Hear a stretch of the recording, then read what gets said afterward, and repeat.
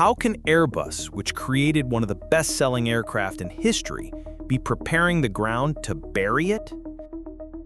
Imagine for a moment, you have in your hands a money-making machine that has been working for more than 3 decades, with over 20,226 units ordered and 12,586 already delivered. The Airbus A320 is one of the best-selling aircraft and a global success. But here's the paradox that few notice. The same company that transformed the A320 into a global icon may be silently orchestrating its own succession. Airbus doesn't think in quarters or years, it thinks in decades.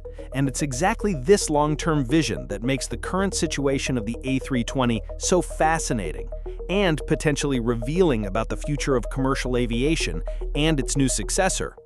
But before we start, I'd like to ask you to consider subscribing to our channel and turning on the notification bell to get our new videos. To understand what's happening today, we need to go back to the 1970s, when Airbus planted the seeds of a revolution we're still reaping. The concept was simple but brilliant: create aircraft families that shared technology, systems, and most importantly, cockpits. The A300, launched in '72, was just the first step. The real masterstroke came with the concept of cockpit commonality, the idea that pilots certified on one Airbus model could fly others with minimal training. It was more than operational convenience. It was building a lasting ecosystem. Think about the A330, launched in the 1990s.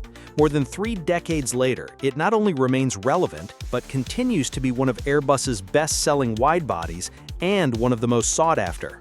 How is this possible? Simple. It was designed to last, to evolve, to adapt. This long-term vision is leading Airbus to create a platform for the future. This sustainable design philosophy explains why the company can keep products competitive for decades while its competitors struggle with constant redesigns. But could this same philosophy now be turning against its greatest success? The A320's dominance in the narrow-body market is unquestionable. With 89% of Airbus orders concentrated in the A220 and A320 families, we're talking about a hegemony rarely seen in commercial aviation, especially in the low-cost airline segment. The model transformed luxury into a commodity. It made $50 flights across the United States possible and democratized global air transport. Over time, it became indispensable for airlines. But observe the signs of the times: growing environmental pressures, increasingly strict emissions regulations, and an industry clamoring for energy efficiency every year.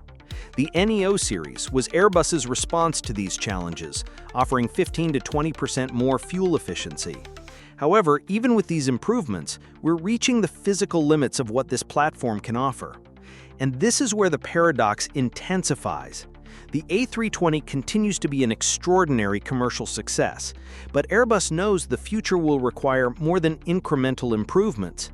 And it's exactly at this moment that we must question: isn't the A321 XLR more than a last hurrah for the family? The A321 XLR Extra Long Range is undoubtedly the last big trick of the A320 family. With a range of up to 4,700 nautical miles, or 8,700 kilometers, it offers wide-body capabilities with narrow-body operating costs. We're talking about a solution that's redesigning transatlantic routes and opening space for connections that, until recently, didn't make financial sense. Iberia has already announced it will begin Madrid-New York operations with the XLR in October 2025, marking a new era in transatlantic aviation, as has United Airlines, which intends to use this model to operate in less busy European hubs and thus provide even cheaper tickets. The XLR extends the A320 family's lifespan by at least 2 more decades, maybe 3. It's a brilliant product that demonstrates how Airbus can extract the maximum from its existing platforms. But here's the crucial question few analysts are commenting on. If the XLR is so revolutionary, why does Airbus continue investing heavily in another direction? The answer may lie in the nature of the XLR itself.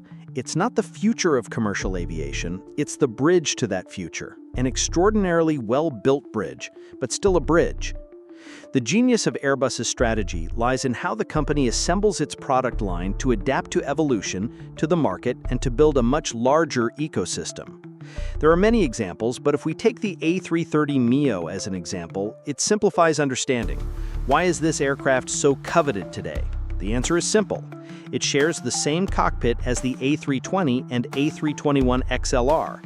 In other words, a company operating an Airbus fleet saves a lot of money on training and reduces pilot adaptation time with training.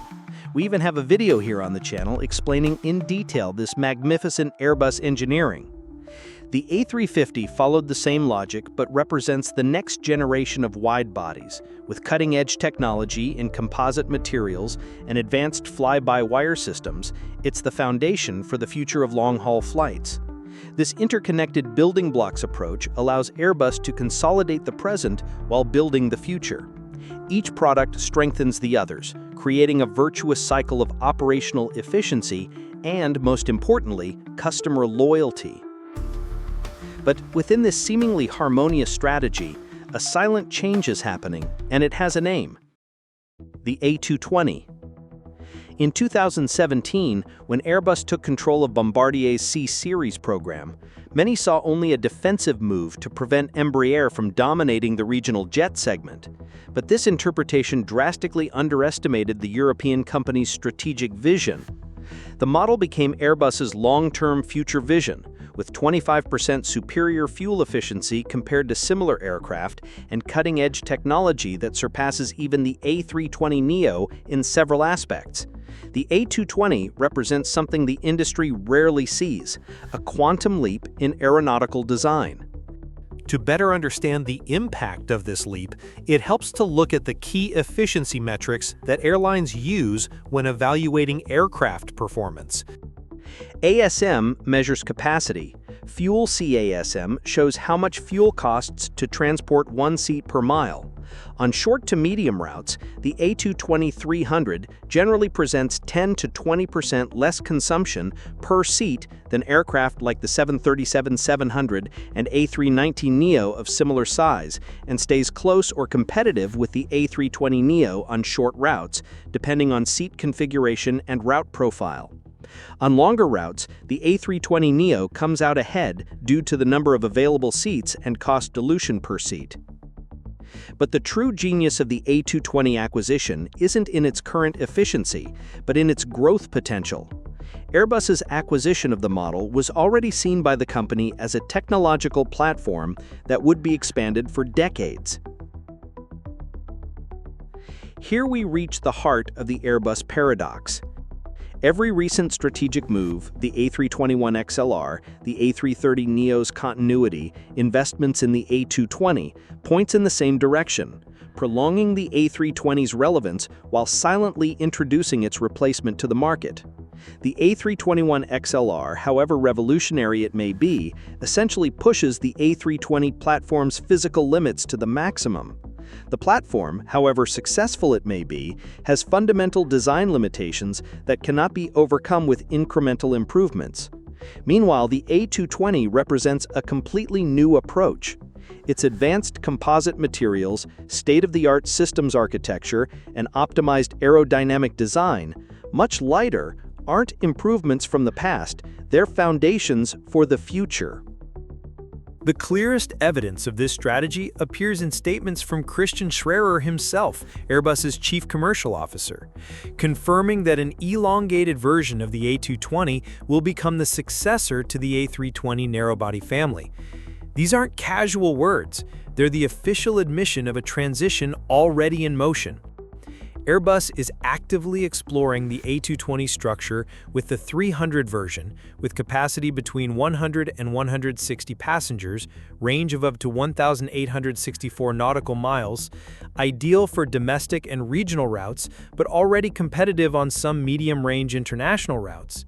But the most surprising is the version still in study phase, the A220-500, with predicted capacity for 180 passengers, putting it in direct competition with the A320neo. If announced in a few years, it would enter service in 2030-2035, exactly when the A320 platform will begin to show its age. The A220-300 indeed carries fewer passengers than the A320neo, and this isn't a mistake, but part of Airbus's strategy. The bet is on a smaller, much more efficient jet that can fly at much lower costs and open space on routes where larger aircraft wouldn't be viable. It's this logic that could transform the A220 into a sales champion. While the Boeing 737-800 carries between 160 and 189 passengers, with an operating cost at least 25% higher, the A220 manages to transport practically the same number of people, but spending much less. In other words, it fills the plane with the same ticket value, but with much superior economy for the company. But they're taking it slow. Airbus's strategy isn't abrupt, it's organic. The company learned from decades of experience that forced transitions are disruptive and expensive. Instead, they're creating a transition timeline that allows airlines to naturally migrate to more advanced technologies. Meanwhile, the A220 continues evolving. Airbus is incorporating more advanced systems into the aircraft, including the latest version of the runway overrun protection system, scheduled for 2026. Each upgrade improves the current product and opens paths for future variants. Production is also being aggressively expanding. With assembly lines in Mirabel, Canada, and Mobile, Alabama, Airbus is building capacity to meet rising demand. The company increased its stake in the program to 75%, fully integrating production into its global network. The market is sending clear signals about which way the winds are blowing. Airlines like Air France have already expressed interest in using an elongated version of the A220 as a direct replacement for their A320s. This isn't coincidence. It's validation of a strategy Airbus has been developing for years. Sustainability has become more than a competitive differentiator. It's become a regulatory necessity. The A220, with its sustainable aviation fuel, SAF, compatibility, and significantly reduced carbon footprint with cutting-edge technology, is at the forefront of the future. Remembering that fuel reduction based on technology will enable this emission reduction. While the A320 continues to be a reliable workhorse, the A220 represents the natural evolution for an industry that needs to balance growth with environmental responsibility. It's the difference between optimizing the past and creating the future. With more than 8,000 aircraft in Airbus's current backlog, the A320 family will remain relevant for quite some time. But the leading role it has played over the past 3 decades will gradually pass to a new generation of aircraft, a generation led by the A220 and its future variants. And here I make a huge caveat. What a nightmare for Boeing. They should have paid and accepted the deal with Embraer. This isn't a story of decline, but of evolution. Airbus isn't killing the A320, it's creating its worthy successor. It's a masterful lesson on how a truly visionary company thinks, not in terms of isolated products, but in terms of technological legacies that extend across generations. The A320 may have dominated the present, but Airbus is already designing the sky of the future, and it may have another name. This is the essence of the Airbus paradox, creating tomorrow while perfecting today, knowing that true success isn't in preserving the status quo, but in constantly redefining what's possible in the skies.